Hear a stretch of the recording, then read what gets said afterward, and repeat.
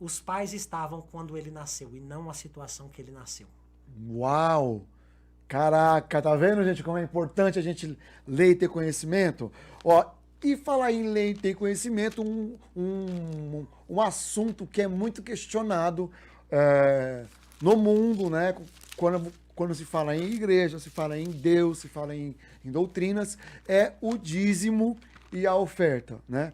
Ah, muitas igrejas, quando pregam sobre dízimos e ofertas, dizem da seguinte forma: se você tem que dizimar porque é um mandamento que está lá em Malaquias 3:10, eles usam diversos textos dizendo sobre isso.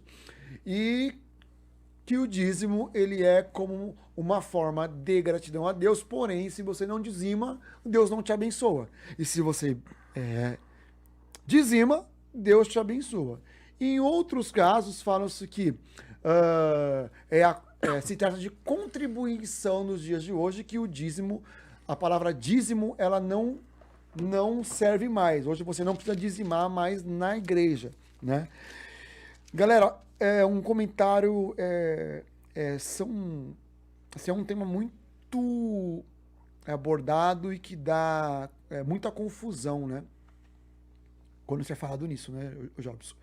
Então, o que realmente a Bíblia diz sobre essa questão de dízimos, de oferta, de contribuição, se é real, se eu tenho que dizimar mesmo, se eu não tenho que dizimar? Cara, você poderia nos dar uma clareza aí dentro daquilo que você Vamos lá, vou acredita? tentar resumir aqui.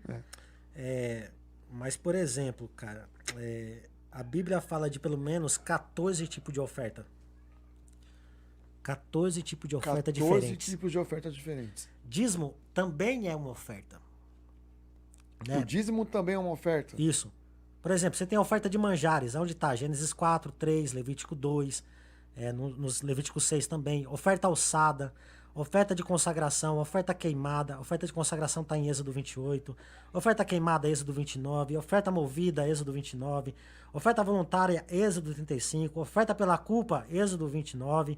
Oferta de libação, Êxodo 29, Levítico 23. Oferta de perfume agradável, Êxodo 29. Oferta das primícias, Levítico 2, que foi a oferta da viúva que Elias falou assim, faz primeiro para mim. Aí você vê assim e fala, poxa, mas que profeta arrogante. Ela só tem um bolo que ela vai fazer para o filho dela comer e morrer.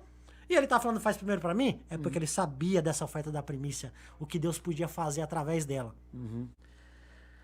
Oferta pelo pecado, oferta do dízimo. Oferta do dízimo. Tá lá em Número 18, 26. Que Deus fala assim para eles, os levitas que recebiam o dízimo, fala assim, do dízimo que vocês recebem, retire o dízimo do dízimo. Isso é oferta alçada. Então o dízimo também é oferta. Deixa eu te fazer uma pergunta, aproveitando. Tô na 12ª, falta duas, vai lá. Falta duas. Não, então termina. Depois eu pergunto. Oferta de ação de graça, Levítico 7. Oferta de voto, Levítico 7, Gênesis 28 e Samuel 1. Judeus dizimam sim ou não? Sim, toda sinagoga você tem uma caixinha lá de empréstimo sem juros, dízimo para a sinagoga. Você pode destinar para que repartição você quer depositar o seu dízimo ali na sinagoga. Às vezes tem menos contribuição para a sinagoga, mas mais contribuição para oferta, para empréstimo sem juros. Por exemplo, se é um judeu, você vai na sinagoga, você precisa de um empréstimo sem juros e você consegue ali, conversando ali com o rabino, esse empréstimo de forma que você devolva depois ali para o santuário. Mas o dízimo ele não era como recurso para os levitas? Sim. E hoje não se tem mais levita. Não tem mais levita. E Paulo também deveria saber disso. Só que ele vai ensinar sobre isso em 1 Coríntios 9. Porque falar de dízimo no Velho Testamento é muito fácil. Difícil é falar no Novo. E provar que está aqui. Porque Jesus disse, isso deveis fazer. Deveis fazer, dever. Né? Deveis fazer, sem deixar a justiça e a misericórdia de lado. Certo. Né? Você tem que fazer a justiça e a misericórdia também. Mas Jesus diz, deveis fazer. Ok. Só que Paulo vai ensinar sobre isso em 1 Coríntios 9. Deixa eu ver aqui. 9, começa do 6. Diz assim: ou somente eu, Barnabé, temos o direito de deixar de trabalhar? Quem jamais vai à guerra à sua própria custa? Quem planta vinho e não come do seu fruto? Ou quem apacenta um rebanho e não se alimenta do leite do rebanho? Pode prestar atenção que o próprio Paulo, ele não é da tribo de Levi. Ele é da tribo de Benjamim. Mas ele está falando, somente eu ou Barnabé temos o direito de deixar de trabalhar? Porque eles recebiam a ajuda das igrejas, né? Quem jamais vai à guerra à sua própria custa? Quem planta uma vinha e não come do seu fruto? Ou quem apacenta o rebanho e não se alimenta do leite do seu rebanho? Porventura, falo isto como homem? Ou não diz também a lei? Ele cita a lei. Ele está exortando a igreja de Coríntio utilizando a lei. E só tem uma lei na lei que faz com que você entenda que precisa dizimar na vida de quem está ministrando ali o culto.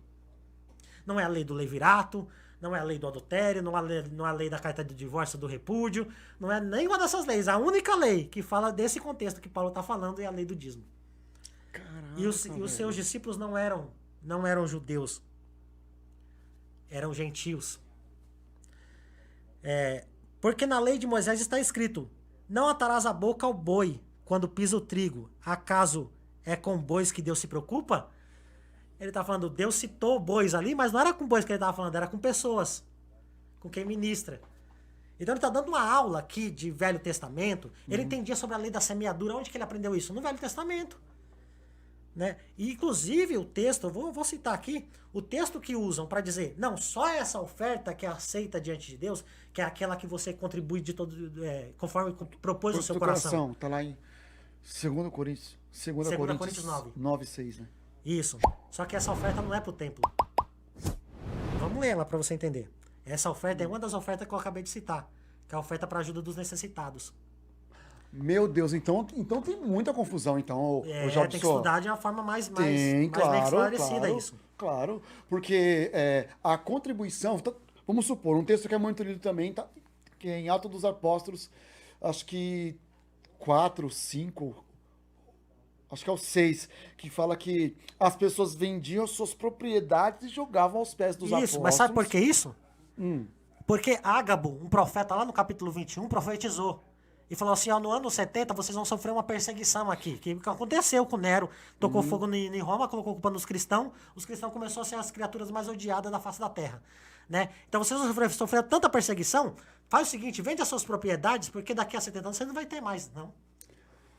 Divide pros pobres, divide entre vocês. Divide entre vocês. De modo que ninguém passa porque era o mais correto, sabendo do que vai acontecer no futuro, a se fazer. Que água, negão? Cara, não, brigadão. Só continuando o versículo lá. Porque na lei de Moisés está escrito, o verso 10. Ou é seguramente por nós que ele o diz. Certo que é por nós que está escrito, pois o que lavra cumpre fazê-lo com esperança. O que pisa o trigo, façam na esperança de receber a parte que lhe é devida. Se vós semeamos as coisas espirituais, será muito recolhemos de vós bens materiais? É até constrangedor falar do que Paulo está falando. Eu não tenho coragem de chegar no púlpito e falar isso daqui porque parece que eu estou pedindo para mim. E graças a Deus, Deus me deu uma fonte de renda que é o meu trabalho secular, eu trabalho com TI, né? Eu não tenho essa necessidade. Mas eu não posso deixar isso daqui passar em branco, eu não posso chegar e apagar isso daqui, está escrito, né? Ele está dando uma aula sobre isso pra gente. Ele vai falar daquela outra oferta lá na frente, mas é para ajuda aos necessitados. E ele ainda cita os Salmos, que é realmente para os necessitados. Cara, isso vai dar o que falar aqui. Não, fica tranquilo. Vai dar o que falar. Paulo, é o que eu ia falar, eu acabei esquecendo. Só que Paulo é constrangedor falar do que ele fala, porque ele fala assim, em Gálatas 6,6, divida metade dos seus bens com aquele que te ministra. Ninguém prega isso, que é constrangedor falar, mas está escrito. E mesmo Paulo também, ele diz que por mais que ele tenha o direito disso, ele não quer isso. Isso, Tem, mas só que ele está exortando para os obreiros dele. né? Olha aí. Entendeu? Caraca, tá vendo? Tem todo um contexto por trás disso, Isso, né? exatamente. Meu Deus. Galera, ó, é o seguinte, ó. Se você tá achando esse papo aí interessante demais e você tá com um monte de dúvida na sua cabeça aí, pergunta, gente, coloca nos comentários aí. Isso é muito importante pra gente aprender juntos. Tem coisas que você vai concordar, tem coisas que você não vai concordar. E, cara, tá tudo bem, né, Jobson? Sim. Tá tudo bem, né? A gente vai aprender junto, né? Crescendo e tal. Eu não vou falar que o Jobson tá certo em tudo e nem vou falar que ele tá errado em tudo. A gente vai dialogar, né, Jobson? Isso. Pra aprendermos juntos. Então vocês precisam participar mesmo. Fica à vontade. Só que com respeito, né? Sem maltratar ninguém, que sempre tem um ou outro que quer fazer. Os caras. Mas, né, enfim, o ser humano é uma benção, né? Mas, gente, participa mesmo, tá bom?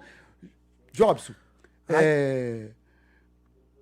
Então, tá, vamos lá. Então tem todo um contexto por fora de toda essa questão do... São 14 E não é o contexto por fora, é o contexto do capítulo, né? Então, não... Então você vai ler com calma, né? por Porque fora... ele tá citando a lei, eu falo assim, poxa, Paulo aboliu a lei, mas ele usa a lei para exortar a igreja. Como que ele aboliu a lei?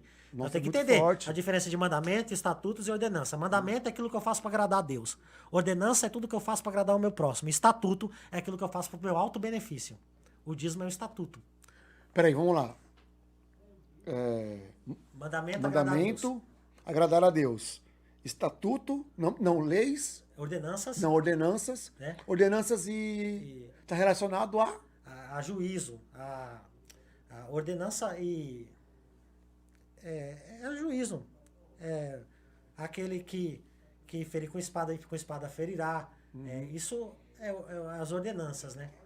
Tá. É tudo que é relacionado ao meu próximo. Ordenanças é uma ordem. É. Uma ordem. Ordenam... Você fazer o bem, é você ofertar aos necessitados. Legal. Né? Peraí, vamos lá de novo. Leis, ordenanças e estatutos. Estatutos. As leis são as três, tá? As leis todas as três são leis. Dentro das leis eu tenho os mandamentos, as ordenanças e os estatutos. Mandamentos, ordenanças e estatutos. Isso. As leis são mandamentos, ordenanças e estatutos. Isso. Aí, mandamentos agrada a Deus. Isso. Ordenanças Meu próximo. pro meu próximo. E estatutos é para mim mesmo. Para mim mesmo. Entendeu? É obrigado a pagar o dízimo? Não, não é obrigado. Dízimo é adoração, é louvor, gratidão, é temor. Deuteronômio tá falando assim, traz o dízimo para você aprender a me temer. Então, aí, ó, agora aquela galera que tava tudo metendo o pau aí, já entendeu agora, vamos numa outra questão. Isso, exatamente. Cara, é uma forma de adorar, de entregar. Exatamente. De... É obrigado você louvar a Deus? É obrigado, não. Não. Não é obrigado você louvar a Deus. Você louva se você quiser louvar. Exatamente. Se o seu coração estiver movido para isso. Porque se você louvar sem o seu coração estar desejoso de louvar, não vai passar do teto. Porque vocês me louvam com as suas bocas, mas seu coração está Isso. longe de mim. Quando você leva a oferta para o altar ou o dízimo, você não está levando a oferta ou o dízimo. Está levando seu coração. Que top, mano. Deus não está preocupado com a cor da nota que você tem para ofertar para ele. Porque Deus deu, quando criou o homem, ele deu alguns domínios para o homem. Quando ele criou lá em Gênesis, ele falou assim... Caraca, Jobson, da hora. Olha, ele falou assim, você vai dominar sobre os peixes do mar, sobre as aves, sobre as plantas, a floresta. Então, eu tenho um domínio marinho, um domínio selvagem e o domínio animal. Mas teve um reino que Deus não deu pro Boni, pro Jobson. Teve um reino que ele não deu pro homem. Me pergunta qual? Qual, Jobson? O reino mineral. Ele diz, a prata e o ouro é minha. E eu dou a quem eu quero. Então Deus não está preocupado com a cor da nota que você tem para dar para ele. Ele recebe o ofertante, não a oferta. Então não posso... Mas ele sabe quando tem honra e quando tem barganha. É isso que eu ia falar agora. Jobson, então assim, eu não posso de forma nenhuma levar o meu dízimo na igreja pensando no bem que eu posso receber. Porque, cara, muita gente prega isso, né, mim? Se você colocar tanto aqui... Não, isso é uma responsabilidade de Deus. Foi a palavra dele. Uhum. Entendeu? Eu entrego meu dízimo por temor. Entendeu? Se Deus receber no céu... Eu tenho um iPhone 11 aqui, ó. Uhum. Você ganhou isso aí, né? Que você falou Eu lá. ganhei. Top. Não gastei um centavo. Mas sabe por quê, Boni? Um pregador, eu fui pregar na minha igreja. E eu senti no meu coração. Ó, e eu falo, é uma experiência pessoal minha. Não que sirva pra alguém. Porque tem oferta que Deus não aceita, Boni. Porque se eu falar isso pra alguém e alguém for ofertar oferta porque... que Deus o não Jobson ganhou um aceita. iPhone, então eu vou ofertar também porque eu quero ganhar um iPhone também. Deus não vai aceitar isso porque isso é barganha. Eu não dei oferta pensando em ganhar alguma coisa. Eu senti no meu coração, eu quero abençoar a vida desse irmão. Eu quero abençoar a vida dele. E eu tirei R$50 da minha carteira e dei pra ele. Ele chamou a esposa dele e falou, amor, eu vim pregar e eu falei pra você que se o pastor me abençoasse, a gente ia comer uma pizza hoje. Eu tô saindo daqui, o pastor nem me abençoou, eu já tava saindo triste. Mas esse jovem veio aqui e trouxe o dinheiro da nossa pizza. Olha. No outro dia, Boni, eu ganhei esse iPhone. Nem esperava. E quando eu recebi, eu tava até esquecido da oferta. Mas quando eu peguei a caixa, eu falei, Deus só me deu pra me dar um sinal dizendo, eu recebi a tua oferta. Meu Deus, coisa linda, mano. Porque a palavra dele, a responsabilidade é dele. E você fez assim, sem... Entendeu? Caraca, Tem que coisa muita linda. oferta que Deus não aceita, tem muita oferta que a pessoa leva lá e perde o dinheiro. Nossa, mano. Entendeu? Porque Deus não é menino, Deus ele esquadrinha tudo, bom, ele sabe a intenção. Verdade. Ele sabe se existe temor aí, se existe adoração, né? Louve a Deus com seus bens e com as primícias dos seus ganhos, é um tipo de louvor. Tem dízimo no Novo Testamento, Jobs, além desse capítulo 9 do 1 Coríntios, que ele cita a lei, falando da oferta àqueles que ministram, àqueles que estão ali servindo, né? Só os levitas faziam isso no Antigo Testamento, mas não. Ele tá falando de Barnabé, tá falando dos seus obreiros, né? 1 Coríntios 2 Coríntios 9 vai falar da oferta de ajuda aos necessitados, não a oferta para a igreja, aquilo. Ele vai citar até um salmo que fala da ajuda aos necessitados, depois vocês lêem com calma lá. Mas só que o mesmo Paulo vai falar em Hebreus 7. Hebreus 7. Além de Jesus dizer, isso deveis fazer, Paulo também vai falar em Hebreus 7. Hebreus 7:8. Aqui homens que morrem recebem dízimos. No presente, está no Novo Testamento, carta aos Hebreus. Ele está dizendo, aqui homens que morrem recebem dízimo. Continuavam recebendo. Existia o dízimo no Novo Testamento. Mas ele vai mais profundo, ele diz assim, lá porém, os recebe aquele que pode provar que está vivo. Quem é que pode provar que está vivo? Só Jesus. Só Jesus. Que ele morreu, ressuscitou no terceiro dia, e se a gente chamar, ele vem e nos toca. Então tá aqui. Não dá pra tirar isso daqui.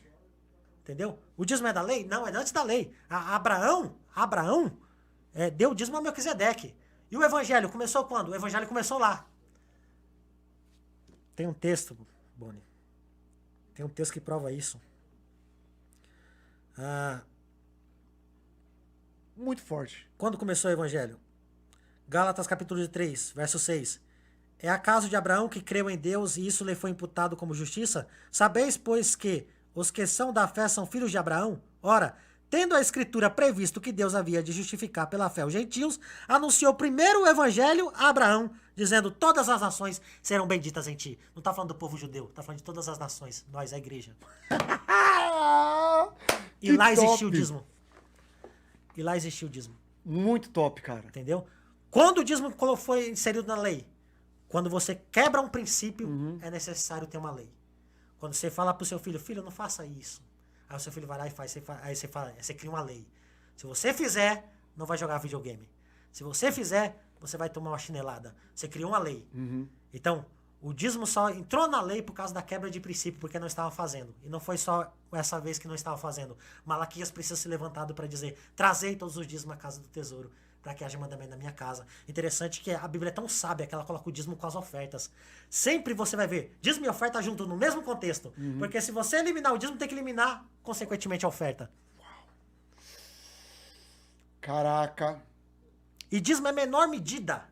A menor medida é o dízimo, que é o EFA. Eu tenho o Homer, 222 litros, o EFA, 22 litros, e o Gomer, que é 1%, que é 2,2 litros. A medida aceitável, que Deus viu que era aceitável para ele, que ele aceitaria, ele falou assim, eu não vou querer 50, eu vou querer 30, não vou querer 1% também, porque 1% não vai te custar nada. Se doer um pouquinho mais ali no 10%, no mínimo, a menor medida depois do Gomer é o EFA, 22 litros. Então, eu quero o dízimo, porque dízimo não é cereal, dízimo não é dinheiro, dízimo é medida. 1/3 é medida, metade é medida, dízimo é medida. Então, eu quero essa medida, essa pequena medida. Se você me der, eu aceito.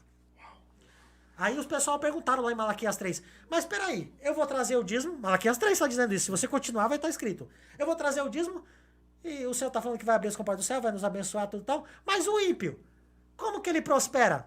Aí Deus responde para eles e está respondendo para a gente, porque a Bíblia não precisa ser atualizada. Ela se renova a cada dia, ela responde todas as perguntas da nossa atualidade. E Deus responde para eles, naquele dia vocês verão a diferença do justo e do ímpio. Porque eu tenho posto diante de mim um memorial. Então, quando você entrega o dízimo, Deus anota no memorial dele. E naquele dia você vai ver a diferença daquele que serve e daquele que não serve. Ali em Malaquias 3 é o único versículo que está mandando você fazer prova de Deus. Está falando assim, trazer todo o dízimo a casa do tesouro para cá de mantimento da minha casa e depois fazer prova de mim nisso, diz o Senhor dos Exércitos. Se eu não vos abrir a janela do céu. Isso. Eu te falei já. É forte. Porque o único versículo que fala, fazer prova de mim. Só que tem 3, 4 versículos que falam, não pode fazer prova. Né? Só que ele tá falando, você faz prova de mim? Se eu não vos abrir. Se eu não abrir a janela do céu, tu faz prova de mim. Mas como pela Bíblia a gente é incapaz de fazer prova dele, ele tá nos garantindo, é palavra dele. Assim como a semente nasce na terra e cresce e vira uma árvore, que foi a palavra dele mesmo tá dizendo, não é a palavra do Jobson, do pastor, a palavra de Deus. Tá dizendo que se ele não abrir, aí tu faz prova dele. Mas somos incapazes de fazer isso. Então ele tá nos garantindo que ele vai abrir e que ele vai fazer. Top demais, mano. Top demais. Galera, é o seguinte, ó. Tem muita coisa pra rolar aqui ainda. Jobson, o nosso horário já deu. Até mais porque eu tenho um compromisso aqui agora também. Senão minha mãe vai me matar.